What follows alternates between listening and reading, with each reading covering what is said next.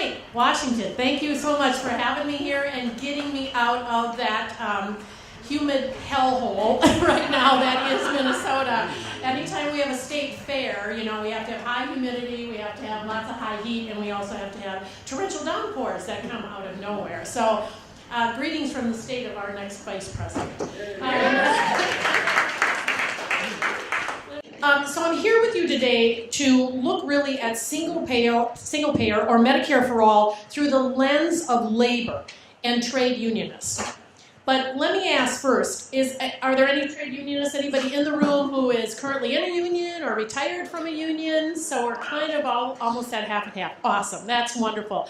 Now let me ask you, how many times in your union have you been talking about health care besides at the bargaining table?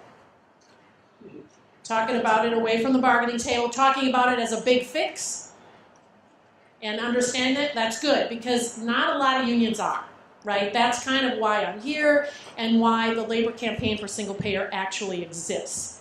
So we really need to be focusing in on rank and file education, one-on-one organizing, right? That's what we're all about. Those conversations and the bottom-up pressure is going to be key to engaging the labor movement more directly in the healthcare justice movement.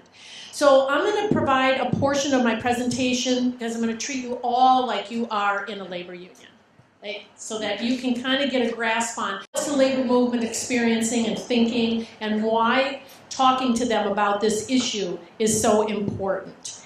So I'm going to start with some grounding, the realities of what we're facing as workers when it comes to this so-called benefit called health insurance. And then we'll do some interactive work. And you'll get a chance to sharpen your own organizing skills here this morning. The presentation is structured to help us answer these 4 questions. Why should labor care about systemic change to our healthcare system when healthcare is now considered, right, a benefit, and it's tied to employment, so thereby it gives unions some leverage at the table over the non-union workers. The second question is, what's the vision and principles for single payer? How will we make it work better for workers?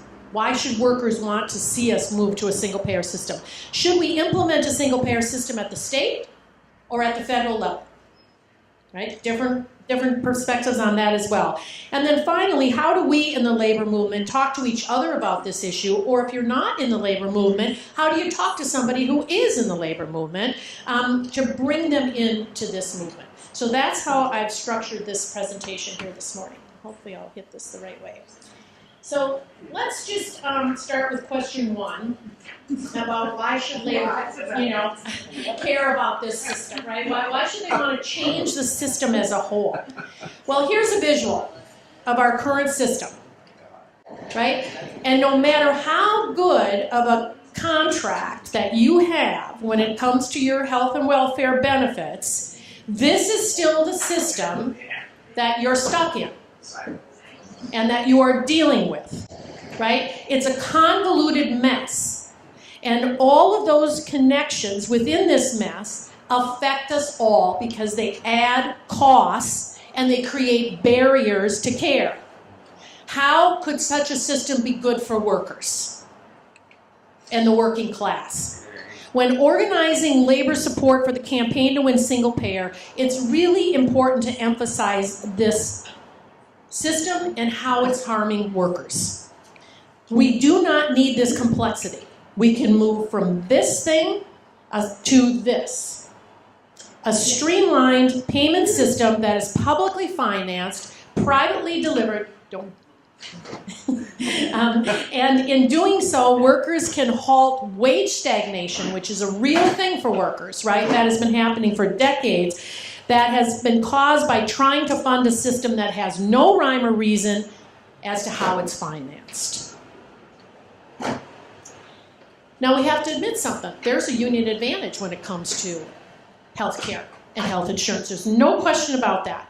Even though unions in the private sector now represent only about 8% of the workforce, where they do exist, they have absolutely helped to shield working families from the efforts of these corporations to dump healthcare costs on the backs of the individual workers. There is power in union, Nobody is claiming otherwise in talking about why single payer instead of healthcare at the bargaining table.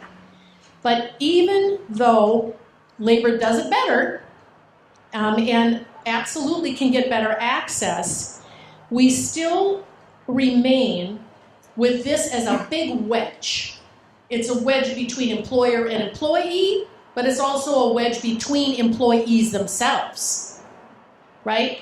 We still don't have a medical plan that covers everything. We're bargaining separately for our eyes, our ears, and our mouth, right? Employers end up, and many times this is due to the high cost to them as well. We actually have a common enemy if we want to get together with management when it comes to this, because they're looking for ways to avoid having to provide this benefit to certain groups of workers, right? We're moving from, how many hours do you work to qualify. You also have to deal sometimes with, some employers are moving away from dependent care. So they'll pay for the employee, but if you want a family plan, you're going to pick up the additional cost in the family plan, right? We also still have, in most cases, it's a rarity not to, some level of co-pays, deductibles, co-insurance, all of these out-of-pocket costs. Everybody thinks the cost of healthcare has to do with premiums and those out-of-pocket costs. The cost of healthcare is prices, but we never ever get to the issue of the price or the real cost of healthcare, because that's shrouded in secrecy from all of us. We're never going to get to it in this kind of a messy system. We only get to that under a single payer system. We absolutely deal with this network nonsense, right? They all, choice. I get told what my choice is, right, with a booklet every year, right? And this all impacts employers as well, because they have to hire people to do all this stuff. And health benefits have to be negotiated. Health benefits are a mandatory subject of bargaining. So for any of the trade unionists in the room, you recognize that terminology. It's a mandatory subject of bargaining, so the employers have to negotiate it with us. It becomes a huge negotiation issue, as you can well imagine, because it's a big ticket item. And it impacts that last bullet point, which, as I said earlier, is wages. And the wage stagnation that we have faced as workers, because we're turning over our wealth to these corporate healthcare conglomerates. So in real terms, this slide, it's a bit outdated, but I can guarantee you that this doesn't go down if we take it out to 2024. I was at a bargaining table with a hospital, no less, a few years back, and the HR guy, an attorney, says to me, well, we don't know what's going to happen with healthcare costs. And I said, I do. I know. Like that. So how about we just stop all this nonsense and you guys get on board and support a single-payer healthcare system with us? That would be a good thing for you to do. But this is a reality of what we are up against, right? So this gives you an idea. This is a family of four. And what this means for us as workers, look at this.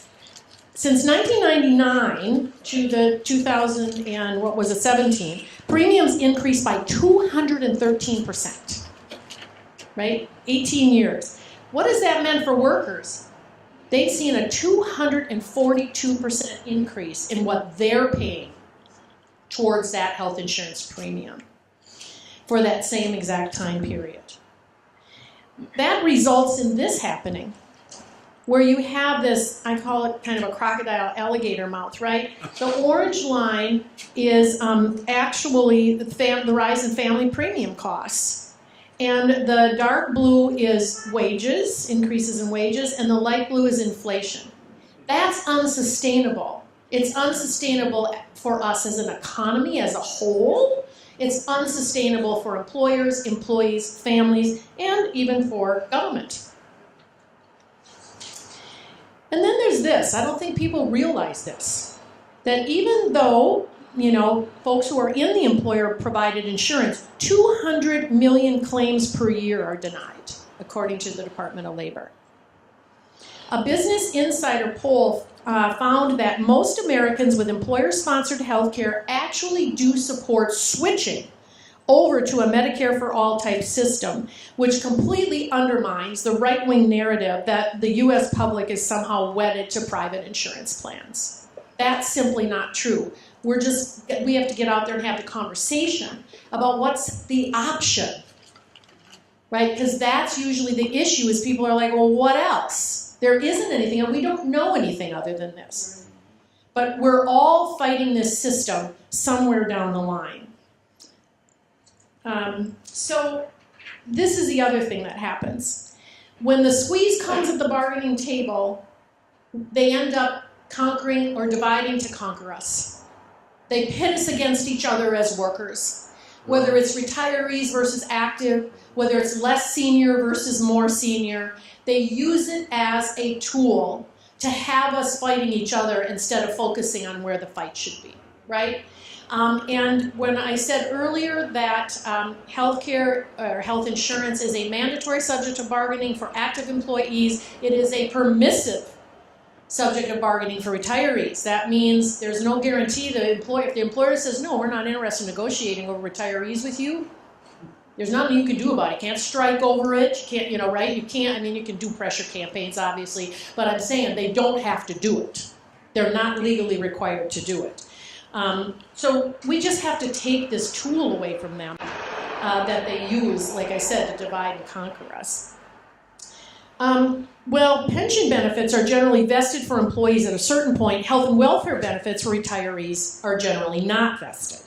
So when there is not unambiguous contract language that provides for vesting, courts are usually placing the burden on the employees or the retirees to show that vesting of retiree health benefits was actually intended. This is really wreaking havoc across the country with retiree health benefits. We've seen this happen with some major unions and even some cities that have been experienced bankruptcy, and the first thing they did was take out the retirees. And they were allowed to do it in many, many cases. Because early retirees, generally like age 55, to Medicare eligibility are expensive because, you know, if we're lucky enough to get older, then we cost more money because we actually use healthcare more. So therefore, employers are consistently trying to find ways to get out from underneath this obligation of providing health insurance to the retirees. But if we had a national healthcare system, everyone would be covered. It would ensure that coverage for early retirees was part of the everyone, and it also removes the cost burden from both employers and from those Taft-Hartley trust funds as well, that we know are very precious to many of the, particularly in the building trades. So, as trade unionists, we know that healthcare is at the heart of pretty much every battle that we've been involved in relation to contract fights and strikes. So many of those disputes and campaigns are connected directly to health insurance. Who's going to pay what share of the premium? How much are the co-pays and the deductibles going to go up? Our employers are increasing, as I said earlier, the number of hours we use to work for coverage. Negotiating losses are the same for all of us, whether we're in a contract or not. So we need to take healthcare off the bargaining table. That's what we need to do. We are the only country in the world that links healthcare to employment. You lose your job, you lose your access to healthcare. And the bosses have a tendency to bludgeon us with this benefit when it comes to us exercising our right to withhold labor and go on strike. We had 5,000 nurses in Minnesota in 2016 who went on strike for 6 weeks. And the first thing the employer did was stop their access to healthcare and take them off of the health insurance. We had to immediately set up through the union. We brought navigators in to try to get them stopgap in case they needed some access, whether it was through our Medicaid. We also have a basic health plan called Minnesota Care in Minnesota, or on the exchange, whatever it was. We were just trying to fill that in so people wouldn't lose their access to health care. I mean, really, why do we let our bosses control our access to health care? Think about that as a worker. Why do we do that? It makes no sense. But we also know that these days it's really hard to win this issue, whatever that even means, at the bargaining table. And it feels like a failed strategy to keep thinking that we can. Our job as labor really needs to make health care for all politically possible, because it ain't going to happen without labor. Amen. That's right. Right? So, yeah, that's true, all right? Community groups aren't going to do it alone. Labor ain't going to do it alone. All of us together are going to be able to do it. So, in the other industrialized nations in the world who provide health care for all their citizens in some way, these unions in those countries have figured out that they can't keep their own health care if others are struggling to keep theirs. We are tied to one another on that. Think about this: working conditions, child care, elder care, restoration of defined benefit pensions. We have plenty of things in this country as labor, as organized labor, to be fighting about at the table. Plenty of issues. We are faced with a heightened workplace, an unsafe heightened workplace, I should say, and it can be so toxic. Those are all the kinds of things that the unions in these other countries are dealing with because they don't have to worry about health care as one of the things at the bargaining table.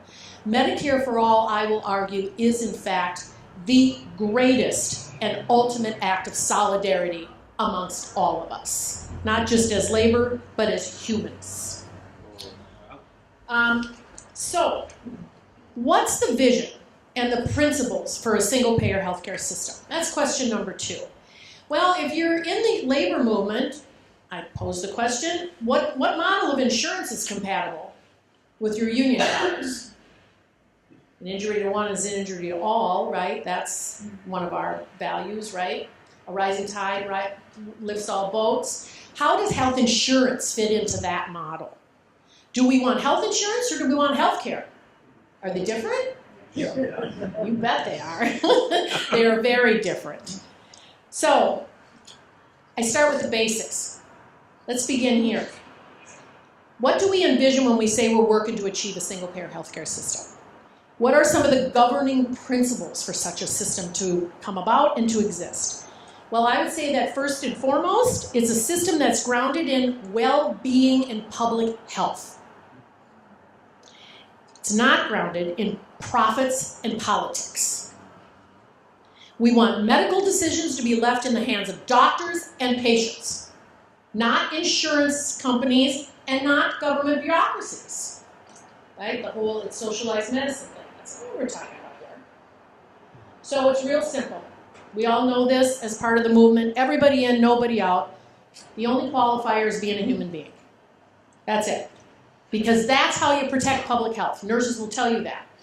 That's how we protect public health. If COVID taught us nothing else, it should have taught us who deserves health care. Everybody. Period. Just that simple. And if it's a medical need, guess what? It's covered. No more insuring our eyes, ears, and teeth separately. No more struggles with getting direct access to mental health and substance dependency needs. No more spending down every penny of savings or cashing in your life insurance policy just to get long-term care.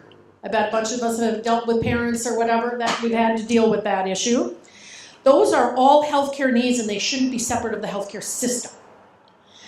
Choice. We hear about choice. As I said earlier, we want to choose doctors, clinics, hospitals, not an insurance plan, right? And that's where real choice and real freedom exists, is inside a single-payer healthcare type system.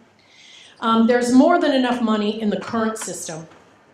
We just need to reallocate it to care, remove the unnecessary and burdensome and costly bureaucracy, pay fairly for it, and pay in a timely manner, and just simplify it. You know, I want to back up one bit to, this issue of, I go around and I hear people say, well, maybe we should be able to buy plans that, like, don't cover things we're not going to need. Like, I'm a man and I'm not going to need maternity care. Well, you were a fetus once. What kind of insanity is that when we, again, this divide, like splitting us up to think that way, that doesn't even make it doesn't make economic sense. It certainly isn't a humanity issue, right? And I do want to address this, because this is critically important. You know, the labor movement is grounded in this belief, as I said earlier, that an injury to one is an injury to all. Trade unionists must actively engage in the fight against racism. And since the fight for health justice overlaps with the fight for both racial and worker justice, tying those movements together will resonate with unions. Most unions are engaged now in campaigns internally to combat racism and do the hard work of becoming anti-racist organizations. So injecting health justice and racial health justice into that work really makes perfect sense. Racial and ethnic disparities resulting from institutional racism, including historical underfunding of care for communities of color, ongoing wealth and income gaps, and suppression of voting and political power to address these inequalities have led to higher rates of morbidity and mortality for Black and brown Americans. In addition, historical forces that led to disproportionate representation in lower waged and frontline jobs and increasing the risk of overcrowding in workplaces and in homes and in many of the country. This has meant mostly it has impacted people of color in the communities, and they have had a higher likelihood of contracting COVID back during the pandemic because of it. So to address these inequities, single payer would provide truly universal coverage, birth to death, payments based on global budgets that reflect overall regional needs. What are the regional needs of that community on health, not whether or not that healthcare system is going to make a profit or currently turning a profit at a particular facility. All of this and allowing payments to match current operating budgets and facilitate the gradual redistribution of this funding among hospitals so that these resources go to the communities most in need will make a huge difference in tackling racism inside of the healthcare system. Regular reporting also of healthcare disparities can be more readily addressed and directed in a system that is actually a system, right? Because right now we don't really have a system. Racism is indeed a public health crisis in this country, and it is the labor movements having a history as a partner to the civil rights movement. It is our responsibility to make anti-racism work, our work. Specifically. And so that, I believe, is another thing in which we can highlight when talking with trade unionists. So, bottom line, why should labor support Medicare for all? Well, insurance benefits is nothing, as I said earlier, but a transfer of our wealth to the corporate bosses. We don't need to have them controlling our access to health care. Labor should support single payer or Medicare for all so we don't die younger than we need to, because we are actually covered. All of our medical needs, every part of the physiological and psychological body are covered. It takes control of our access to health out of the hands of our bosses. It reduces the costs by cutting administration, not by denying care. Important point, right? It pays those who do the work fairly and in a timely manner. It's simple and understandable as a payment system. Medicare for All provides a just transition for those doing the administrative work within the current system that would no longer be needed. So we made sure, as the labor campaign has been in the room with your representative, Pramila Jayapal, with Bernie Sanders, to make sure that the section on a just transition is strong and recognizes respect for those workers to help them recover, find work, be retrained, and guess what? They won't lose access to health care in the process, right? So we know that based on numerous studies that Medicare for All a system saves money, covers everyone, improves quality, and most importantly, saves lives. Everything else we're trying to do in the meantime is more expensive, more wasteful, and it is just plain unhealthy for us. So, should we do it at a state level or should we do it at a federal level? Big question, right? And I don't know that I'm going to give you a hard answer on that. We'll just share some thoughts about it. So I think we could all agree that federal would probably be best, right? Because it's everybody, and it makes sure there is no option for states who just don't want to do this stuff to be able to get out of it, right? I mean, you all know that Medicare is a federal program, Medicaid's a state-administered program, although there's federal funding provided to it. That was a compromise in the negotiation of the Medicare-Medicaid bill back in the 60s, because basically the Dixiecrats in the South didn't want to provide, if they didn't want to, they didn't want to expand health care basically to black and brown people. They wanted to continue to discriminate like they were doing in their hospitals, in their clinics. So that's why you have Medicaid rules are different like in every state, because the state sets that program up, right? Very specifically. So for labor, it would be particularly easier to do it on a federal level as well. I think you all know that, you know, there are national unions that are broken into like regional areas, so they cross over states. So if you're going to do it by a state, it's that whole question of live here, work here. You know, how exactly does that work? Or they get it from a trust fund now. So what does that look like if the state is providing it versus the trust fund? Just lots more to think about if it's done by a state. So the federal would ensure that we're all in this together. We all have the stake in the success and the structure and the rules of the system. And it'd be very similar to how Social Security works, right? Social Security started in California, my understanding is. Yeah, that it started in a state. A state first started it and tried it. And everybody's like, hey. That looks like kind of a good idea, right? Why don't we do that? The federal and the House bills, I just want to mention, have similar provisions for how the system would be established and run, including universality, comprehensiveness in services covered, elimination of financial barriers like co-pays and deductibles. It's based on ability to pay, so everyone will pay something. Removes the need for health insurance as an intermediary between the patient and provider. It basically repeals the Hyde Amendment to guarantee abortion access as part of the system, negotiation of drug prices and formularies, and ensuring that both women's reproductive health and gender-affirming care is, in fact, recognized as health care and therefore covered by the system. Those were two provisions that Representative Jayapal just added in the 2023 version because of what's happening in our country right now with those two particular issues. So the federal level, though, we know is a little dysfunctional. Right? So it might actually take a state to lead the way. Numerous states around the country, I know, including here in Washington, us in Minnesota, ours is called the Minnesota Health Plan, along with California, New York, Oregon, New Mexico, Ohio, Florida, Massachusetts, and just to name a few, are all working on state-based legislation. As a national organization, the Labor Campaign for Single Payer is focused on Medicare for All.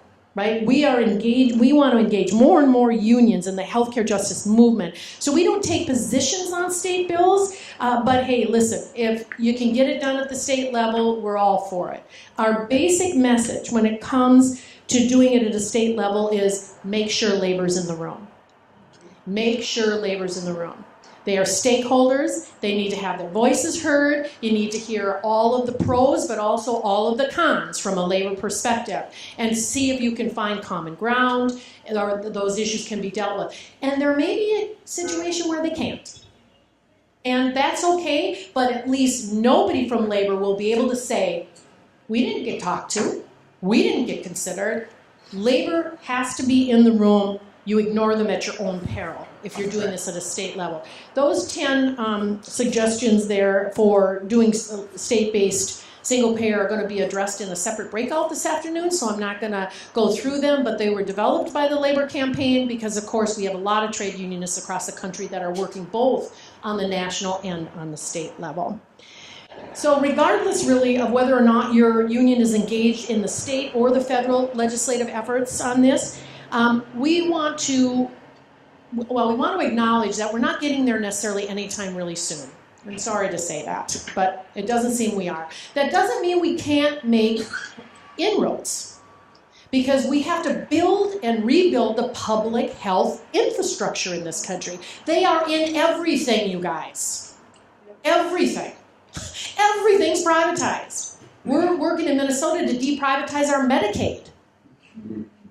Right? They're in Medicare, they're in Medicaid, they're dealing, anybody who knows the 340B pharmaceutical discount program, they're in the middle of that thing. I mean, unwinding this is just, it's exhausting.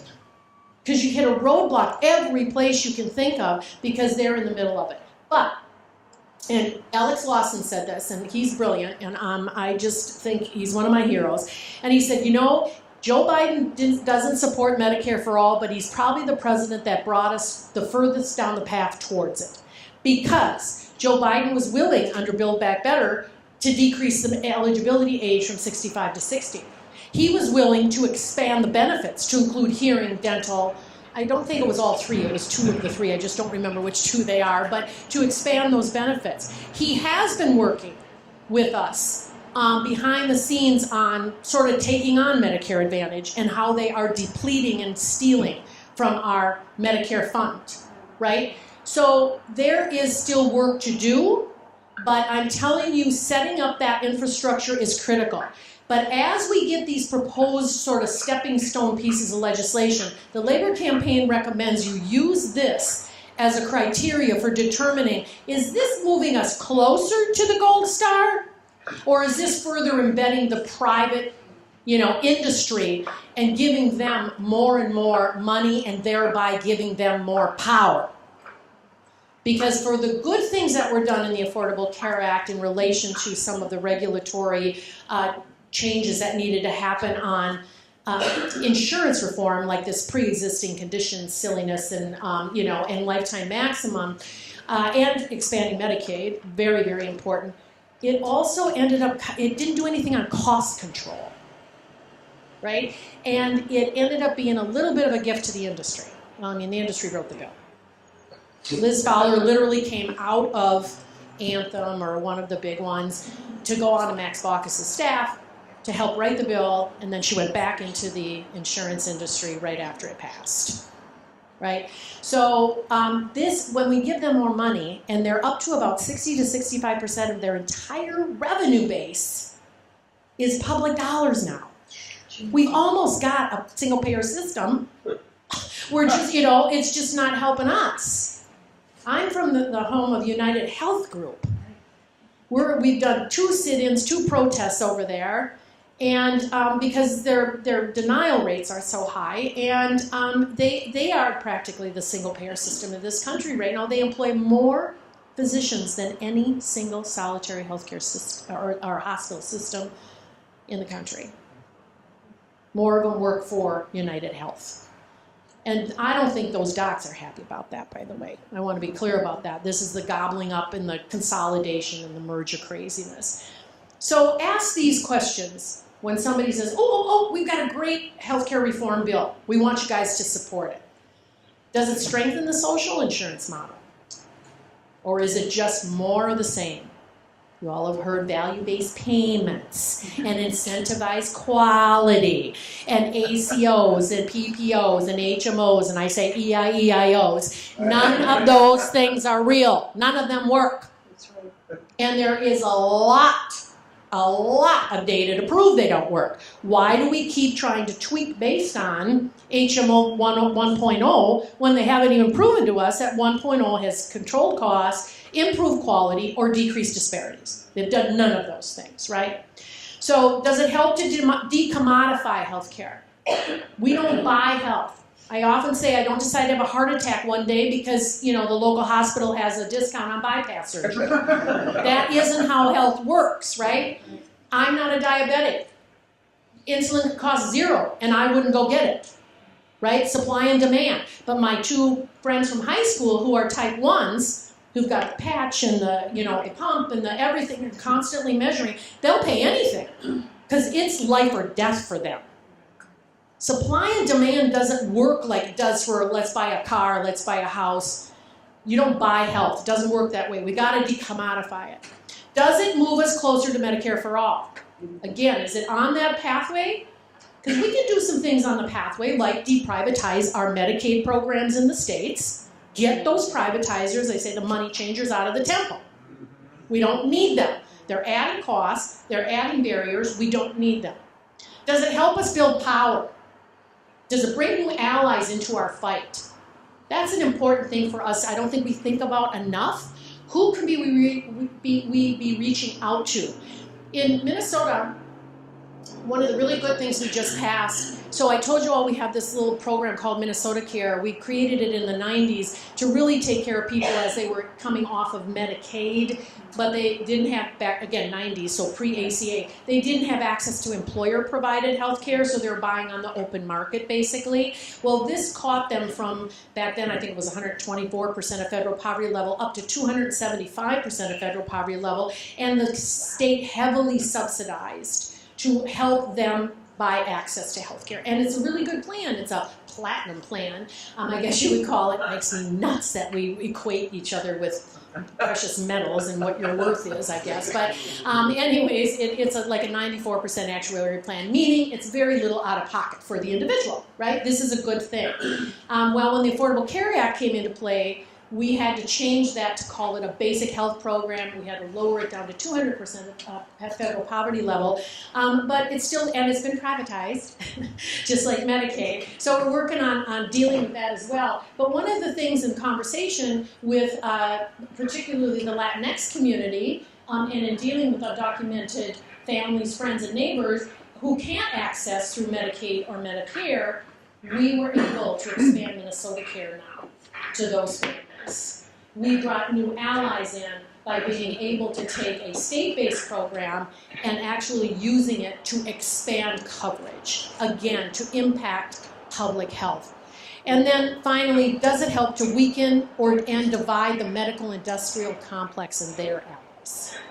Anytime we can do something to poke them in the eye, we have to do it. We absolutely have to do it, right? I mean, these actions that we're doing with the People's Action Care Over Cost campaign in Minnesota around United Health, I was with them on both, but in the first one I risked arrest by laying down around a coffin. We took over their lobby, and it was funny, as I was laying there on the floor, right, I'm looking up at probably, I don't know, a $500,000 beautiful installation of something up on the ceiling. It's like, boy, how many lives could have been saved, right, with that? And they didn't want to arrest us because there were too many of us. This hair is gray underneath. There were too many gray hairs there, one being an 87-year-old retired pathologist, God bless Dr. Crossan, who was laying on the floor and refusing to get up and leave that place because they were killing people in there by denying claims. And we said we can't let people come to work here anymore because they're just going to hurt people. And I will sidestep for 1 second to tell you that, you sometimes think, a small group of people, right, 100, 125 of us, what are we going to get? You know what we got? We got a meeting with the 3 chief medical officers of United Health. The largest healthcare corporation in the world sat down with a group of activists, including patients, who were able to confront them directly about the fact that they had claims denied. And they had open claims, and their life was depending on that claim getting paid so they could get their next treatment in 3 weeks. All those patients' claims got resolved through that meeting. Now that isn't good enough because there are far too many that are still out there. We shouldn't have to go one-on-one, right, to these medical officers. But we also had, in Minnesota, there's a healthcare system called Alina, and it has now become the largest bargaining unit of physicians in the state, or in the country. 600 doctors organized with Doctors Council of SEIU, and they're at the bargaining table right now, and one of their lead organizers came to this meeting and confronted those chief medical officers about their claims that they hardly ever deny care and that they use evidence-based standards when they make those decisions. I guess none of you, if any, I know there are a few doctors here in the audience, and nurses, you don't use evidence-based, I guess, medicine when you're actually treating a patient one-on-one. It's only the ones who are sitting in the C-suites that do that, I guess. So this organizer, he'd never been involved, I don't think, in labor or movements and stuff. He afterwards, he said, never in my wildest dreams did I think I would ever get a chance to sit toe-to-toe with the chief medical officers of the largest corporation in the world and tell them, what's what, basically. But it was very, very powerful. So anything we could do to call out the bad guy, we should make sure to do that. So I thought maybe right now, before we take a break, just questions, take off the thoughts about, you're in labor or whatever, and tell me what worked, what didn't, what questions do you have? Yes, sir. Yeah, my name's Andre. Hi, Andre. Thank you so much for this presentation, by the way, really wonderful. So I have worked on a couple of ballot initiative campaigns, single-payer ballot initiative campaigns, and one of the best parts about that is you get to speak with a lot of people and have those conversations. And so I'm going to summarize something that was just kind of said in passing by a UPS worker, unionized UPS worker.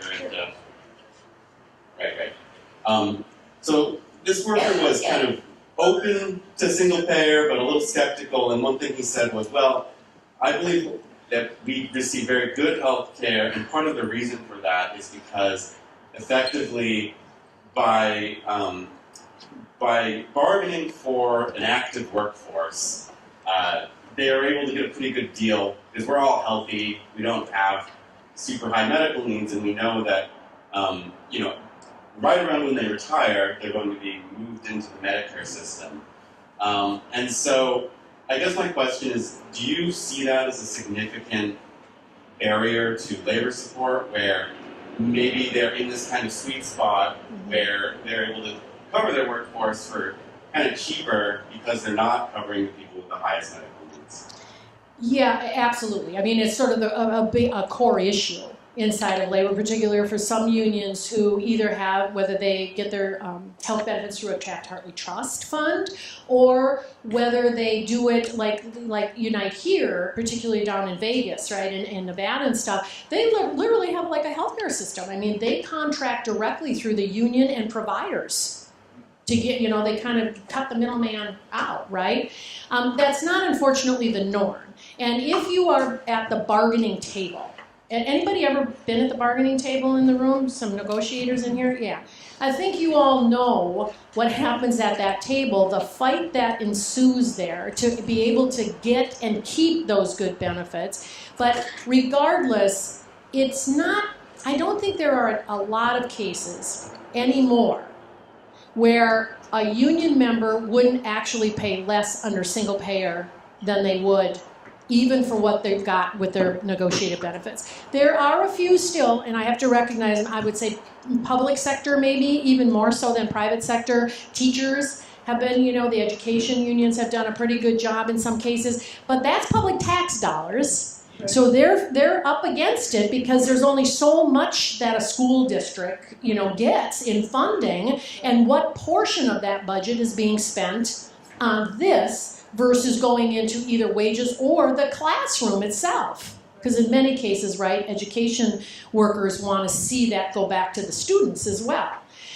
So, you have to kind of take it piece by piece. It's certainly, that's a general argument that makes sense, but think of what our power would be if it was all of us, every worker, in that one big system, and we could start tackling some things that we can't even think about right now at the bargaining table because we're squabbling over who's, whether or not to do a high deductible health plan to keep our premium low or pay more in the premium and, and pay less out of pocket on the back end. So it's just a one-on-one conversation, I think, to get a feel for what they're thinking and showing them that in reality, this would actually improve health, but it would really financially and economically improve all of our condition overall. You bet. Earlier, as mentioned, Congresswoman, Ilhan Omar, and she put together a group of canvassers. Her district is very blue in general, but it's got purple sections, right? And she had those canvassers go out door to door, not just to Democratic doors, every door in that particular neighborhood, and not talk about her at all, but actually to talk about how is the healthcare system working for you and your family? Is it working for you and your family? Has it been a hindrance to you being able to actually access healthcare? And in doing that, even the doors that people had said, you know, I'm a Republican or I lean more conservative, they were willing to have that conversation because unfortunately it really kind of doesn't matter what party you're in, you know, what your immigration status is, what your anything. You've got a healthcare horror story. Unfortunately, almost all of us have heard one or experienced one from someone that we love, right, or ourselves, and. In those cases, they were kind of surprised that they didn't get doors slammed on them, or people say, "Hey, social life status, get away from me." I mean, a few people were just like, "This is not my gig," right? You know, but they were respectful. But even many that saw it differently through a conservative frame were like, "No, Medicare makes sense. Why don't we just do Medicare, even though it's got its flaws and has to be improved?" But they get the concept that it's a guaranteed access at some level, right? So if that's helpful, yeah, Robbie, go ahead. Would you comment on the reality that now Medicare is 54% controlled by Medicare Advantage, the private sector, and how that intersects with Medicare for all and what you think needs to be done? Yeah, absolutely. Well, you guys are all sort of the launching pad for what needs to be done with, thanks to Robbie and Pissarra, the Pissarra members that are all in here as well. So from the labor campaign perspective, and something we're working really hard on, particularly with labor, inside the House of Labor, because you might all know that the AFL-CIO actually promotes Medicare Advantage plans via Union Plus. And there, if you are bargaining retiree benefits, in many cases, what gets put on the table?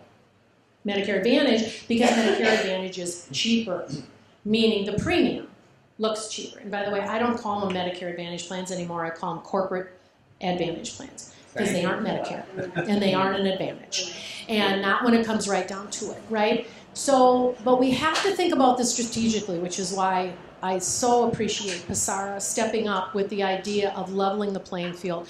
We're not going to get Medicare for all if Medicare is going to be completely privatized.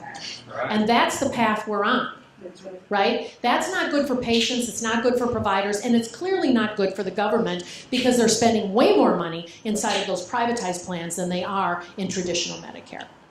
And so what we're saying is we level the playing field. We find out where they're stealing money from us by overbilling and overpayments. We take that money, because we're already paying it, and let's use it to make traditional Medicare better. Let's improve the benefits. Let's deal with the out-of-pocket costs that you have to deal with a supplemental plan in Medicare and things of that nature. Let's deal with that and take back our traditional Medicare for us as the public. We shouldn't let them destroy it. So this whole issue of deprivatization, the tip of that iceberg is Medicare right now. We don't want Medicare Advantage for all.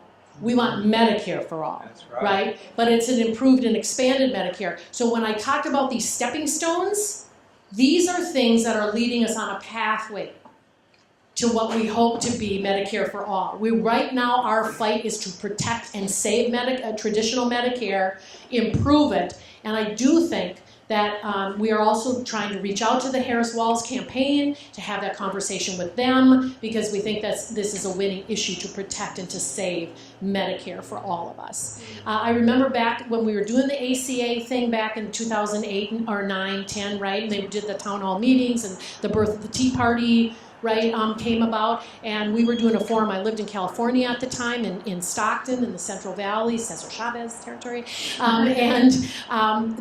we had some folks out there in the audience that were definitely more, Tea Party leaning, and one of them raised her hand. She said, "Well, Medicare is just going broke anyways, isn't it?"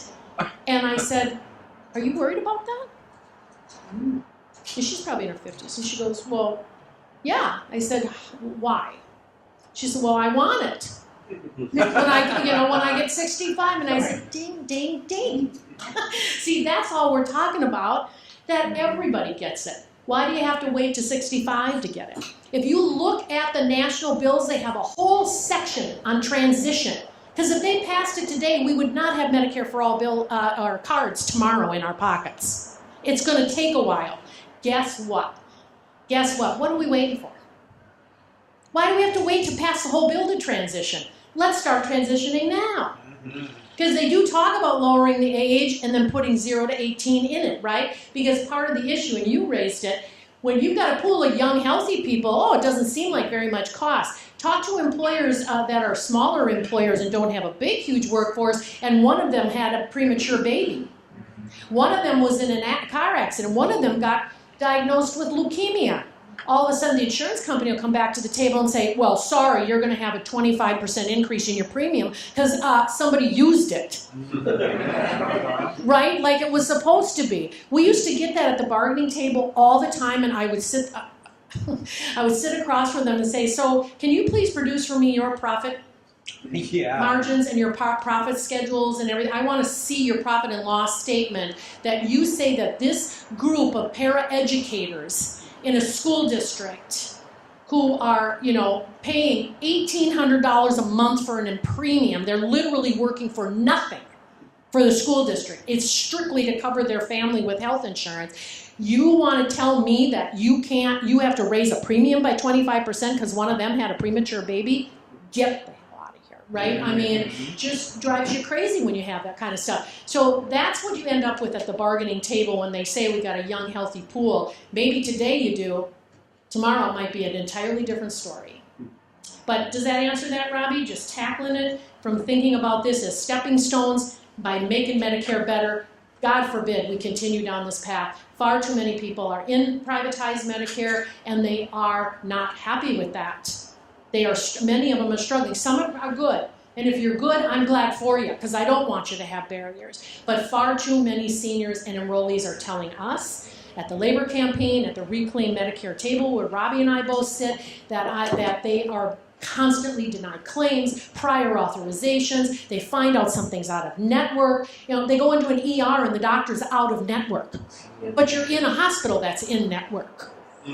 See what I mean? Those are games. None of those are healthcare strategy. They're all business strategies. Right. They have nothing to do with getting us healthier. Yes, ma'am. I just want to share with everybody really quickly that I am one of the victims of denials. I just came back from Istanbul, Turkey, where I got healthcare done. 3 MRIs, 3 X-rays, 2 doctor visits with the best spinal clinic in Turkey, $230. That's what healthcare should look like. That's right. That's right. That's exactly right. So I have a question for you, though. Okay. Because of the fiasco that happened in Massachusetts with the student health care and the corporate Friends Against Healthcare Act, do you think that labor might be, is that a motivator? Is that a good tool to use to open discussion? Yeah, I think it is, and I'll talk about that in the next section a little bit, but this whole issue of what corporatized healthcare is doing to workers inside of healthcare. If you happen to be a healthcare worker, you know what you're up against there. This is the story of private equity purchasing a bunch of healthcare facilities and then doing what private equity does, right? They run it around to create their margin and their profit. They sell it off, get rid of it, and now there are huge communities with healthcare deserts in them because they have no access to their hospitals or these clinics because they've been shut down because of it.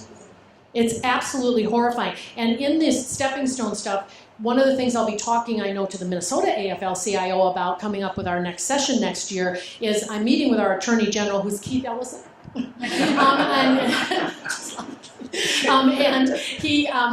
going to talk with him about both California and Rhode Island are doing some innovative stuff around giving authority to their attorney generals to be able to say, yeah, no, you're not coming in here and buying that up. I mean, literally stopping it in its tracks. He loves that kind of stuff because he says he's the people's attorney and he's all about making people afford their lives, and I'm convinced he will take this on. So I think getting labor to back, because it's impacting not just communities and maybe even like facilities inside their trust funds or their networks or whatever, but we should care about each other as workers. Look what's happening to those workers out in Massachusetts, very close to the Massachusetts Nurses Association and MassCare folks out there, so I'm aware of what's happening with Steward, and I think it's a great entrance into the conversation about corporate health care. One of the biggest challenges that's always brought forward, and it's very labor-centric, is ERISA. Yeah. So when thinking about the steps that we can take, where does ERISA fit into that process? How do you work with it / around it?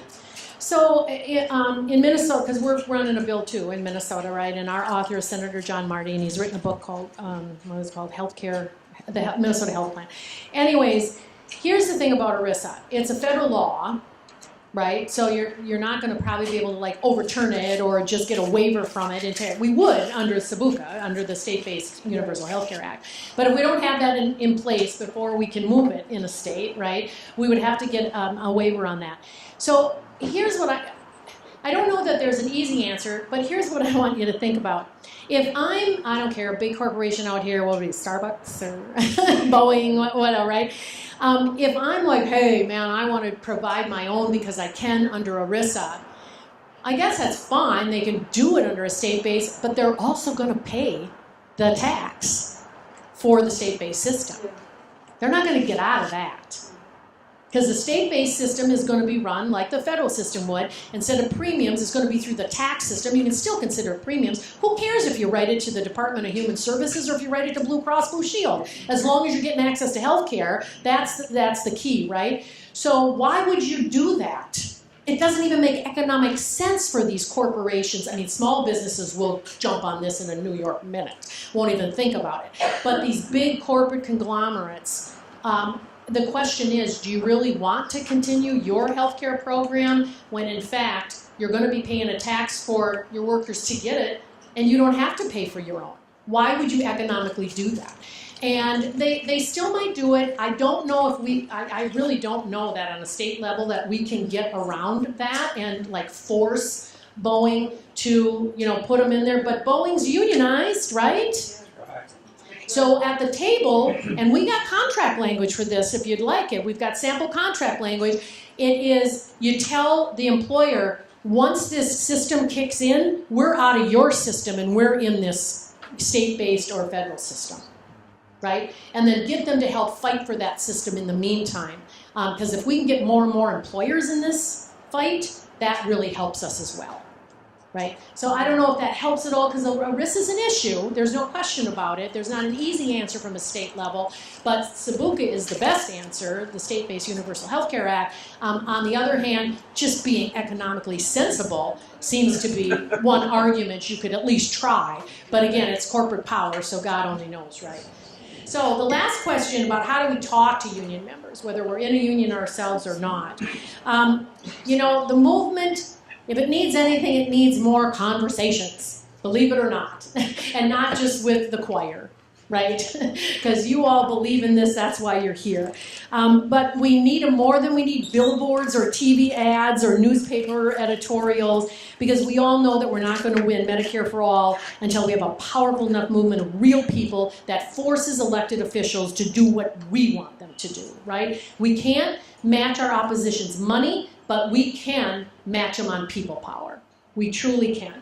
And keep in mind that people don't change their minds or join something after reading studies or looking at graphs. Some of us do. Some of us are goofy that way.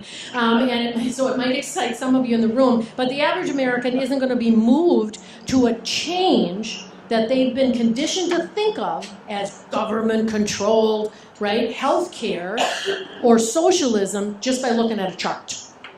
Right? That's not going to work. So what they're going to do is change their mind, or they're going to join our movement because they had a meaningful conversation, and even better if that meaningful conversation is with somebody that they know and trust. So union leaders, members, and staff who are here in the room, we know that conversations are the basic building block of organizing, right? A lot has to happen before people show up in the streets. Jillian Mason, you may know her from Healthcare Now, she says if you hold a march without organizing, you're just going for a walk. That's right. And I think that's exactly right. So think back to the first time that you came out to a rally or a lobby day, or that you came out for a march for a new issue, something you hadn't been involved in yet. Or even you made a call to a legislator.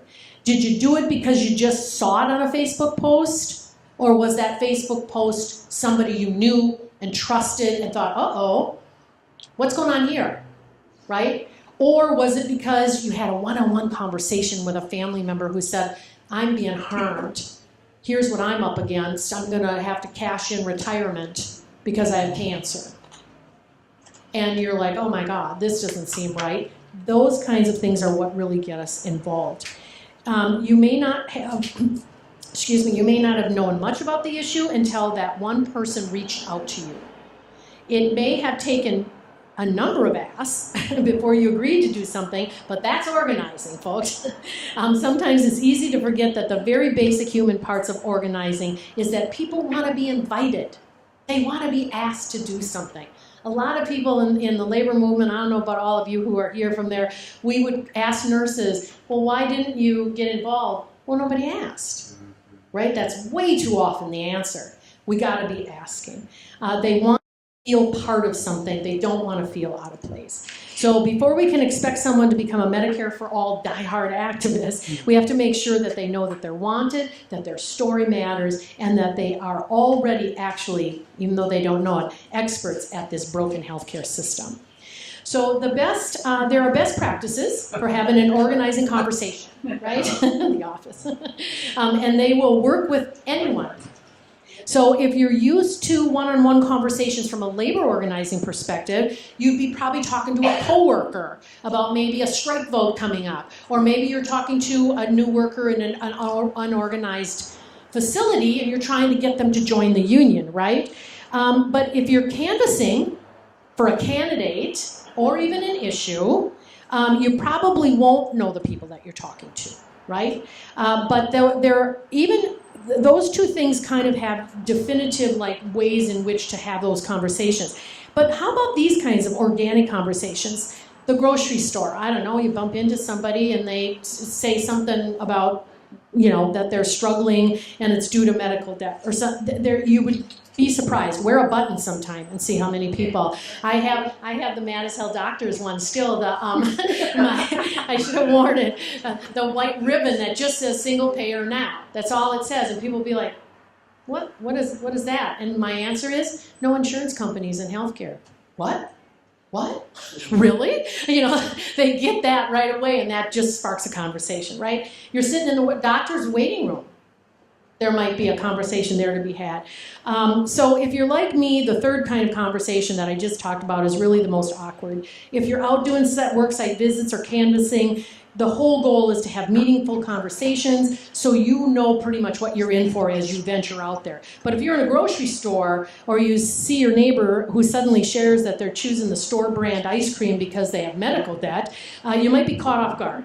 But those conversations can really make such a difference. You don't have to jump right to legislation or policy. Just let people feel that frustration and that anger about what's happening to them. Remind them that this country is the outlier. We're the only ones that do healthcare this way. Just have a basic human conversation with people. So we really get hung up a lot of times because we don't think that we're the right person, right, to have these conversations. Because we're not an expert in health economics, or we don't understand insurance risk pools. Maybe we haven't got an advanced degree in communications or political science, but that really does not matter. Because unless you have never once interacted with the United States healthcare system, you are an expert on this subject. You and your loved ones probably have unlimited stories about waiting for, delaying, or skipping care. You've probably been surprised by an out-of-network bill or a big price tag at the pharmacy, right? You're the right messenger. You truly are. You are also passionate clearly about this issue because you are here today. You have a vision for a better way to do this. People want a reason to hope. At least most of them do, right? So more than likely, the people that you talk to are going to trust you, and they're going to value what you have to say. They know you as a friend or a neighbor, or a fellow union member, or a coworker. I'd even argue that they value what you have to say more than the stranger with the degree in health economics. Because those folks can drown you in some of that stuff, right? Don't worry about having the perfect language either. Please don't worry about things like that, or have the opinion polls or all the data at the tip of your fingertips or your tongue. Just focus on what you want the person to feel after they're done talking with you. Do you want them to feel like, I really don't want to talk to this weirdo anymore, right? Or do you want them to feel like, oh my gosh, I am so outraged, I'm so glad to learn that Rose feels like this too. Right? I'm glad I bumped into her at the grocery store. I want to join her really cool healthcare justice movement and find out more ways that I can help. It's just that simple. So the 5 basics Again, some of you probably know this, whether you're labor or you're done organizing, community organizing, but it's good to review these. So here's what we want to make sure. Number one, what's the issue for the person? Listen to their issue. What problems are they having? Number two is, how do we take that problem and sort of agitate about it? Because it's like, yeah, that doesn't have to be a problem. There are people who could change that. Right? And they're not changing it for very specific reasons. Get them sort of agitated about it. The third one is really inoculate or lay the blame. Let's make sure we're laying the blame at the feet of the people that are causing this crisis. In Minnesota, the United Health isn't paying its bills to one particular healthcare system, and that healthcare system has decided not to take Medicare Advantage patients anymore with United Health, and that's a lot of people because the state of Minnesota put all of the retirees into United Health, Medicare Advantage, and so as I'm talking with those AFSCME members, I'm saying to them, make sure you lay the blame where it belongs. It does not go at the feet of Medicare. It goes at the feet of the private insurer at United Health because they're not paying their bills. You're getting treatment your doctor says you need, and United Health is up in their ivory tower going, yeah, we just ran that through an artificial intelligence algorithm, and you actually didn't need that. Right? So we're not going to pay that claim. You know, right? No. Make sure people understand it isn't the government that just said you can't access those doctors that you've known your whole life. It is United Health that made that decision because they have put their record-breaking profits over your health needs. The plan to win. Got to have a plan, right? We got to have a plan. We got to be able to really show them that we know how to fix the problem, and it's going to take action from all of us. And organizers never leave a room without a what? Names, right. So you got to have hard ass to get them to join. So, you know, it's easier when you've got something immediate to ask for. This isn't exactly immediate, but I'll talk a little bit about urgency. You know, if you're trying to get a strike vote, you've got a strike vote happening on a certain date. That's easy, right, to target people for. A little harder when you're talking a little more broadly about something like massive change to the healthcare system. In labor conversations, you have to find out what the issue is that they care most about before you can assess their willingness to join the union or get involved in the union. In the healthcare justice movement, you're going to hear healthcare stories, and you're going to know when someone cares about this issue. And you'll be sitting in a setting, you know, like that clinic room I was talking about earlier, that just makes sense. So this step, you just need to recognize when someone opens a door. What might that sound like? What could someone from a union say to you about their personal experience with the healthcare system, or their experience even at the bargaining table trying to negotiate health insurance, that would give you an opening to bring them into the movement and have that conversation. When you hear that issue, the first thing you do is seek information, validate what they went through and how it makes them and you feel. And then this agitation thing, right? So how has it affected your health and your finances? It doesn't have to be like this. Why is it like this? Why do you think we have the healthcare system that we do? What would it feel like if your healthcare was guaranteed with low or no out-of-pocket costs? Invite people to dream big, right? And think of the utopia. Who has the power to make that happen for us? Right? Those are all probing questions. Why do they decide what we can and can't have? What kind of power do we have to actually influence those decisions and change it? It might sound crazy, but in reality, the number one organizer question is, tell me how awful your life is. Because we're all about trying to encourage people to engage in changing it, right?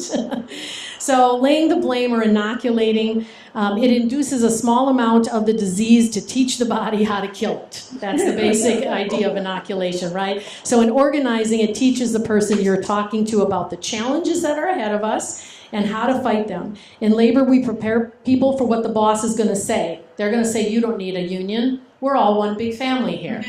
Right? We've all heard that, right? And you've got to be able to have that comeback right away. In healthcare organizing, inoculation prepares people for the narrative that the industry profits off of human suffering, right? It's inflexible. You know, people will say to you, wait a minute, well, I don't want a one-size-fits-all. What in the world does that mean in the world of healthcare? One size does fit us all. We're human. We have health needs. That's all that should be, you know, measured for size, right?